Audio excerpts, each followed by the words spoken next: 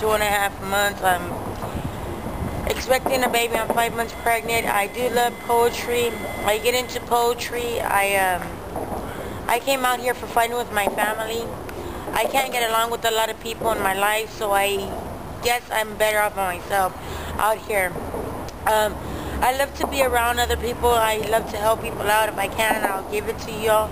But if there's nothing else that I can do for y'all, I'm sorry.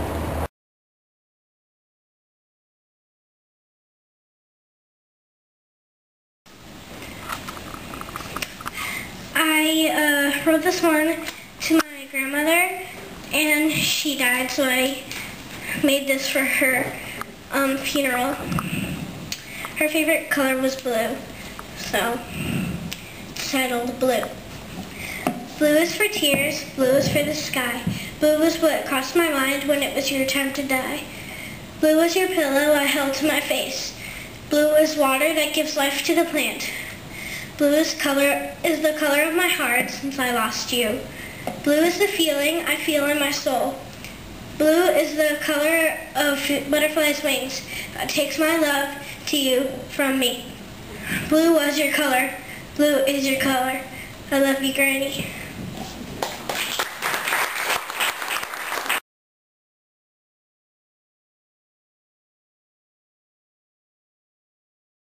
In 2002, I began scribbling some of the first material that would come into this book, and it's been a very, very long road, and as many of you will know, writing is a very lonely occupation.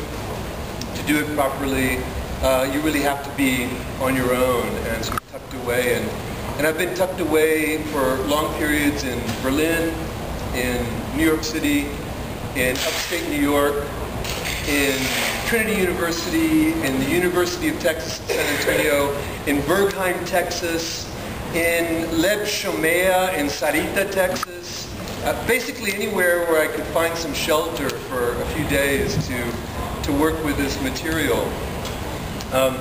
This book isn't really a sequel. It's not Places Left Unfinished 2, like a Terminator 2 or Terminator 3.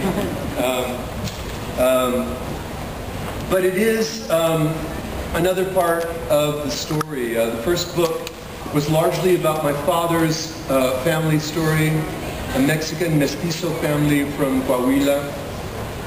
This story is about my mother's family, the Lopez Vela families. And they came from, as I discovered in the course of the research for this book, northern Spain, from Asturias. And I discovered that, in fact, many South Texas families come from Asturias. There was a migration in the 16th century from Asturias to Mexico, and many of those families found their way north in the 17th century. And ultimately, in the 18th century, they were involved in some of the last conquistadorial campaigns that found